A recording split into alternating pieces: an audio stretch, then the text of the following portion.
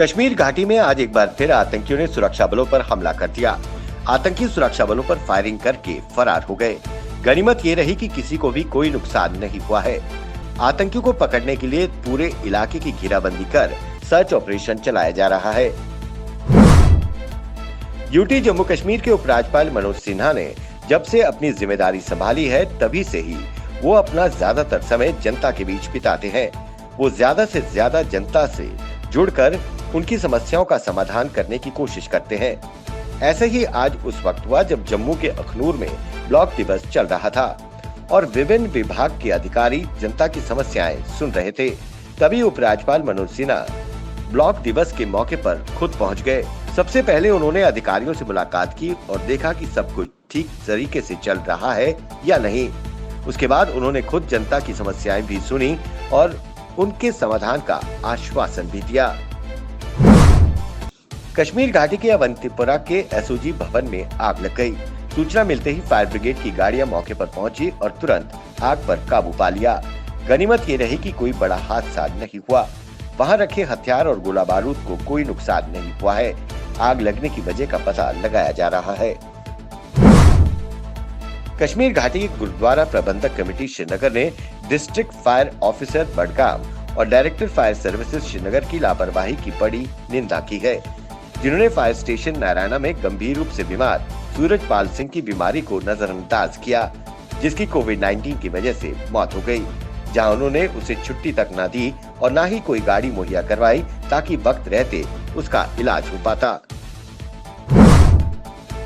दक्षिण कश्मीर के पुलवामा जिले के एक कोरोना योद्धा डॉक्टर उमर भट्ट आजकल अपने जिले में चर्चा का विषय बने हुए हैं। जब से कोरोना वायरस का प्रकोप कश्मीर घाटी में फैला तब से लेकर अब तक लोगों के लिए एक बड़ा सहारा के रूप में डॉक्टर उमर उभरे हैं। चाइना से थाई सांग यूनिवर्सिटी से एमबीबीएस करने के बाद वो सैकड़ों रोगियों को हर रोज देखते हैं, उन्हें इलाज करते हैं। उन्होंने अपने गांव में गरीब और बुजुर्ग लोगों का मुफ्त में इलाज किया।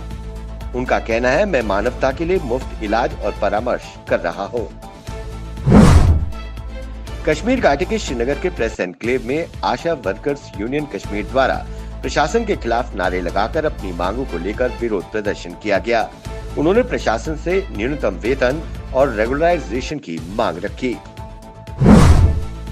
जम्मू में नेशनल पैंथर्स पार्टी के चेयरमैन हर्षदेव सिंह द्वारा एक प्रेस वार्ता को संबोधित किया गया। उन्होंने प्रशासन पर गंभीर आरोप लगाते हुए कहा कि भाजपा नेताओं द्वारा स्टेट्स के बंगलों पर अनैतिक कब्जा किया हुआ है। ये सरकारी आवासों के आवंटन के मामले में एसओपी और दिशा निर्देशों का खुल्लम-खुल्ला उल्लंघन है।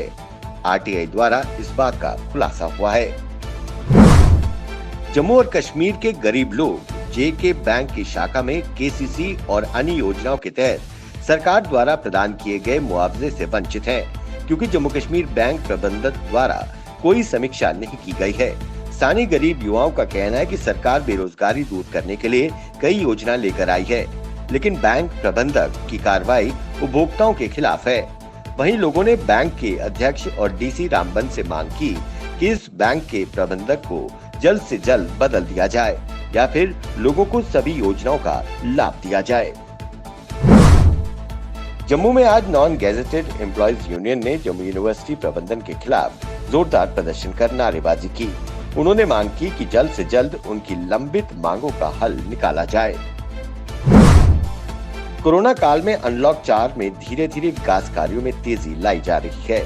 इसी क्रम में गौरव चोपड़ा नगर सेवक वार्ड नंबर 28 ने राम मंदिर गुरा बख्शी नगर में ब्लैक टॉपिंग का कार्य का आरंभ किया।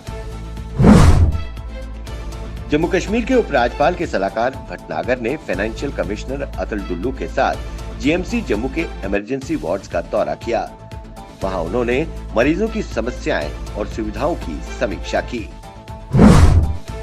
जम्मू में आज जम्मू कश्मीर पंजाबी लैंग्वेज संघर्ष समिति के अध्यक्ष खालिद हुसैन ने एक प्रेस वार्ता का आयोजन किया। उन्होंने अपने संबोधन में कहा कि पार्लियामेंट में यूटी जम्मू कश्मीर की भाषाओं पर एक रेजोल्यूशन पास किया गया, जिसमें हिंदी, इंग्लिश, उर्दू, डोगरी कश्मीरी भाषा है। ये समझ से परे है कि पंजाबी भाषा को शामिल क्यों नहीं किया गया। जम्मू में आज all JNK casual labour front ने प्रशासन के खिलाफ जोरदार विरोध प्रदर्शन किया। उन्होंने आरोप लगाया कि उनके अध्यक्ष को हाउस अरेस्ट किया गया है। आज 23 सितंबर को चलो कश्मीर का नारा दिया गया था। उन्होंने मांग की कि सभी विभागों के कैजुअल लेबर्स को पक्का किया जाए। हमें न्याय चाहिए। देश की रक्षा अनुसंधान और विकास संगठन DRDO को एक बड़ी उपलब्धि हाथ लगी है।